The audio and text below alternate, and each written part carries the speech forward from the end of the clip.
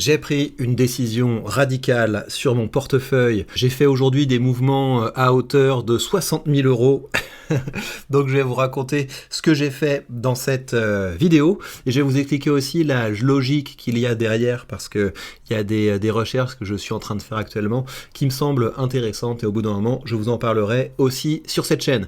Je vous rappelle ce qu'est ce portefeuille. J'ai deux portefeuilles. J'ai un portefeuille qui est ce portefeuille-là qui est mon portefeuille passif. Donc l'objectif c'est d'être investi dans des ETF. Un portefeuille dans lequel je fais du DCA et l'objectif de ce portefeuille c'est que ce soit un mix entre de la croissance et du rendement. À côté de ce portefeuille, j'ai un portefeuille de stock picking. C'est un portefeuille dans lequel j'injecte 1 millier de dollars par mois. Et vous voyez que la compétition avec le Nasdaq est très rude. En période de marché haussier, j'étais en train de pilonner le Nasdaq. Mais vu que mon portefeuille est quand même assez concentré, il a pris un coup plus violent que le Nasdaq. Mais là, on vient de repasser devant, vous voyez, la performance à 1 an de mon portefeuille et de 9,45% à comparer avec les 6,51% du Nasdaq. En tout cas, voilà, c'est un portefeuille qui a vocation à battre le Nasdaq. Je dis pas que je vais y arriver, mais en tout cas, je fais tout pour, je me forme pour, et je documente ce parcours sur la page Patreon. Et sur la page Patreon, vous avez également les investissements que je fais dans le domaine de la finance décentralisée. Il y a également des FAQ, vous pouvez poser toutes vos questions et je réponds en vidéo. Et donc, vous avez en général plusieurs articles exclusifs par semaine, ainsi que plusieurs vidéos exclusives par semaine. Donc si vous voulez rejoindre ça, n'hésitez pas à rejoindre la page Patreon. Bref, sur cette chaîne YouTube, on s'intéresse à ce portefeuille-ci. Ce portefeuille est sur le courtier DEGIRO et le gros intérêt quand on investit avec DEGIRO, c'est qu'on a la possibilité d'emprunter de l'argent. À chaque fois que je dis ça, les gens me disent de faire des vidéos pour expliquer comment ça marche, mais il n'y a rien à expliquer en fait. C'est juste que quand vous investissez chez un courtier d'adultes, vos actions et vos ETF ont une valeur hypothécaire. Là, vous voyez que je peux encore emprunter 18 000 euros, mais je ne vais pas le faire parce que j'ai déjà emprunté 75 000 euros, mais j'en ai remboursé déjà une partie. Et donc, c'est de l'argent que j'ai sorti du portefeuille. C'est pas de l'argent que j'ai utilisé pour investir avec du levier. C'est de l'argent que j'ai sorti de ce portefeuille pour l'investir dans de l'immobilier physique parce que je devais faire une transaction immobilière pour acheter dans un pays assez sympa. Ça, c'est des choses que je documenterai peut-être plus tard sur cette chaîne. En tout cas, donc ce portefeuille, j'avais fait cet emprunt et j'ai fait cet emprunt de 75 000 euros juste avant que les marchés se cassent complètement la figure suite aux annonces de Trump sur les tarifs. Et donc j'ai eu plusieurs jours où je me disais tiens mais je vais me prendre un appel de marge. Et donc appel de marge, qu'est-ce que ça signifie? Ça signifie que quand vous empruntez à la banque parce que vous avez hypothéqué votre maison, il n'y a pas tous les jours quelqu'un qui vient vous dire attention la valeur de ta maison a baissé de 5 000 euros, attention la valeur de ta maison a baissé de 8 000 euros. Vous évaluez votre maison une fois, la banque se base sur cette évaluation pour vous prêter de l'argent et ensuite le temps que vous remboursez, il n'y a pas trop de problème. Mais quand vous faites un emprunt en mettant en collatéral des actifs financiers, eh bien si la valeur de ces actifs financiers descend au-delà d'un certain seuil, eh bien là le courtier peut dire écoutez, créditez votre compte, envoyez de l'argent sur votre compte, sinon on va vendre vos actions pour nous rembourser. Et donc ça c'est assez embêtant parce que ça veut dire que votre courtier va vendre vos actifs au pire moment. Et donc en général, c'est la procédure, c'est qu'ils vous avertissent. Ils disent voilà, créditez votre compte avant telle date, sinon on va vendre vos actifs pour nous rembourser. Mais si vous avez les marchés qui se cassent franchement la figure, le courtier n'a pas envie de perdre d'argent et donc il va vendre votre actif. Et donc je m'étais retrouvé à un moment où mon espace libre ici était tombé aux alentours de 6 000 euros, donc ça rentrait vraiment dans la zone où c'était assez inquiétant, et donc c'est pour ça que j'avais décidé d'acheter à hauteur de 30% de ce portefeuille des bons du trésor américain, et le temps d'y voir plus clair et de réinjecter un petit peu de liquidité dans ce portefeuille pour sortir de la zone rouge, ma foi, ça a été une manière de me tranquilliser. Et il se trouve qu'aujourd'hui, j'ai décidé de sortir complètement des bons du trésor américains. C'est lié un petit peu au climat global, parce que vous savez, là, la performance du marché est un petit peu moins liée aux annonces de Donald Trump, mais elle est beaucoup plus liée aux choses qui m'intéressent, à savoir les fondamentaux des entreprises. Parce qu'on est dans la saison des résultats, et on en a déjà parlé sur cette chaîne, mais vous avez des entreprises comme Google qui ont eu de très bons résultats, comme Microsoft qui ont eu de très bons résultats, comme Mastercard, si je me trompe pas, qui ont eu des très bons résultats, mais je vais vous publier des articles détaillés sur les résultats des entreprises sur la page Patreon, mais donc on se retrouve avec des entreprises qui sont très importantes et qui, d'un trimestre sur l'autre, ont augmenté leurs revenus, ont augmenté leur chiffre d'affaires avec une croissance à 2 chiffres. Donc ça veut dire que quand vous investissez dans les plus belles entreprises américaines, vous êtes investi dans quelque chose qui rapporte vraiment de l'argent. Et donc une hausse des marchés comme ça, c'est une hausse qui est saine, parce que c'est une hausse qui est adossée aux performances fondamentales. Par ailleurs, c'est un des désaccords avec les gens qui, dès que ça baissouille un petit peu, disent c'est la fin du monde, regardez, les marchés sont survalorisés, etc. Ces gens, c'est souvent des nihilistes. C'est souvent des nihilistes qui ne regardent pas les fondamentaux des entreprises. Parce que pour dire que le SP500 était dangereusement surévalué, il faut pas regarder les résultats des entreprises. Les entreprises qui guident la croissance du SP500, ce sont des entreprises qui ont une croissance réelle. C'est pas des entreprises qui sont spéculatives. C'est des entreprises qui, trimestre après trimestre, gagnent toujours plus d'argent. Et donc, dans ce contexte-là, j'ai voulu sortir de mes bons du Trésor américain. Donc ça veut dire que j'ai vendu pour 30 000 € de bons du Trésor américain et j'ai réparti, comme vous le voyez, l'argent entre 2 pôles. Un tiers dans cet ETF de JP Morgan. Je vous ai fait une vidéo sur cet ETF de JP Morgan, qui est un ETF qui verse un dividende tous les mois. Je sais que les dividendes, c'est pas toujours optimal en fonction d'où vous êtes, parce que vous pouvez être taxé dessus, mais il existe des endroits où il n'y a pas de taxe sur les dividendes, donc au bout d'un moment, c'est intéressant d'avoir des ETF qui vous payent tous les mois et qui vous versent un haut rendement. Donc c'est pour ça que j'ai été investi et que je me suis investi là-dedans, d'autant plus que c'est intéressant pour moi d'avoir un flux continu d'argent qui me permet de rembourser mon emprunt. C'est ça l'intérêt de ce portefeuille, c'est qu'il est en cash flow positif, dans le sens où les intérêts de l'emprunt sont inférieurs au cash qui arrive via les dividendes. Et donc ça veut dire que si je ne touchais plus à ce portefeuille et que je laissais seulement les dividendes arriver, les dividendes payent non seulement les intérêts, mais payent également une partie du capital. Et donc c'est ça qui est super intéressant quand on peut emprunter avec un courtier de ce genre-là,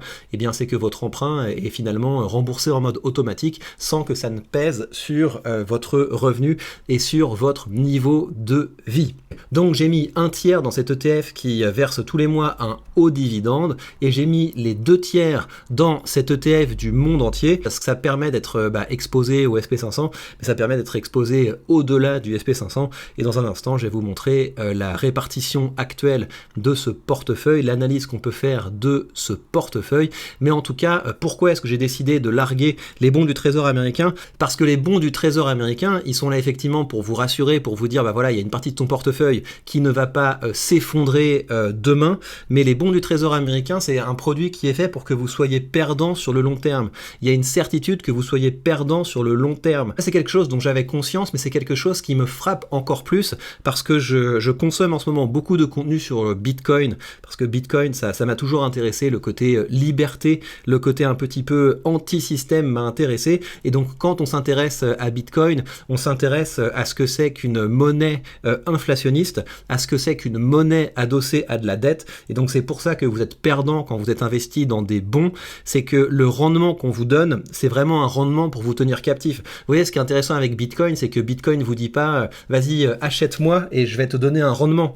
Bitcoin t'attire avec le fait que justement tu sais qu'il y en a une source limitée, tu sais que c'est adossé à de la rareté, et donc on n'a pas besoin de te dire tiens vas-y prends un rendement, tu sais que c'est quelque chose d'intéressant, c'est un petit peu comme de l'or de ce point de vue-là. Alors que quand vous êtes investi dans des bons du Trésor américain, ça permet à très court terme effectivement de savoir que cette partie de votre portefeuille ne va pas s'effondrer, si vous avez un petit peu de chance, si les choses se goupillent bien, le cash que vous allez recevoir, ça va vous permettre d'être à peu près neutre à très court terme, mais dès qu'on dézoome un petit peu à plus long terme, il faut garder à l'esprit que quand vous êtes investi dans de la dette, et notamment dans de la dette américaine, ce que vous achetez, c'est une monnaie dont la supply, dont la masse disponible ne cesse d'augmenter, et donc typiquement le calcul que vous devez avoir à l'esprit, c'est que on vous paye du 4,5% pour être investi dans quelque chose qui, avec l'inflation, perd en gros en pouvoir d'achat du 8% par an. Donc le calcul n'est pas du tout intéressant, et c'est pour ça que maintenant j'ai remis de la voilure dans ce portefeuille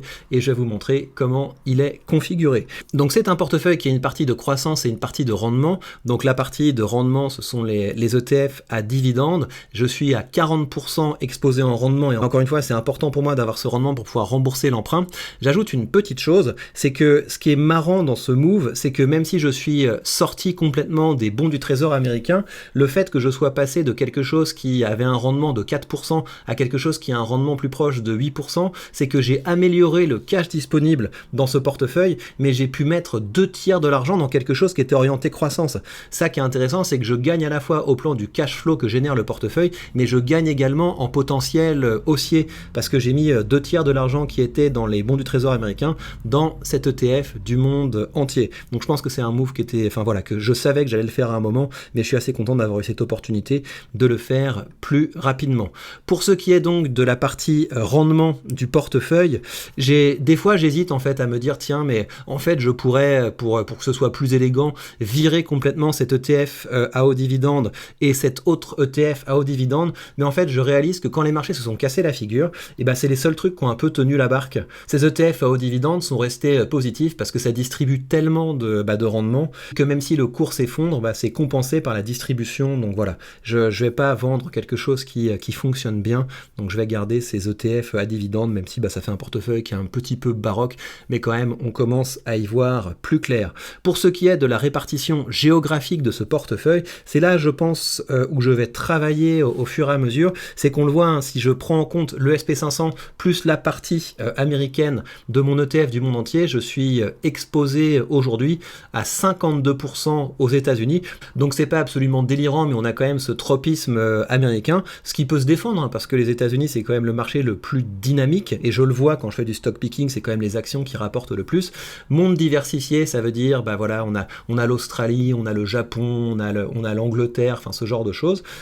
Partie émergente, 3,6%, donc j'ai un ETF émergent qui est cet ETF qui est pour le moment en moins value, et donc c'est pour ça que ça pourrait être intéressant. Je pense que ma prochaine cartouche, c'est possible que je la mette dans les marchés émergents, et j'ai 22% en Europe, et ça, ma foi, c'est pas si bête, parce que quand on regarde la composition de l'Eurostock 50, il y a quand même des boîtes qui sont pas mal, par exemple ASML, je suis assez content d'être exposé à ASML via ça, on a un dividende qui est assez solide, on a une belle perspective d'appréciation du capital, c'est un ETF qui prend 0,1 de frais, donc on est sur quelque chose qui est tout à fait intéressant. Et puis il faut ajouter à ça le fait que, vu que je vis en Europe, le fait d'avoir une partie de mon portefeuille qui touche des dividendes en euros, ça permet de compenser le problème du dollar qui peut quand même avoir une fâcheuse tendance à se casser la figure, surtout avec Donald Trump qui a envie de rembourser sa dette à moindre coût. Donc je pense que les prochaines cartouches, je les mettrai pour peut-être amener la partie marchés émergents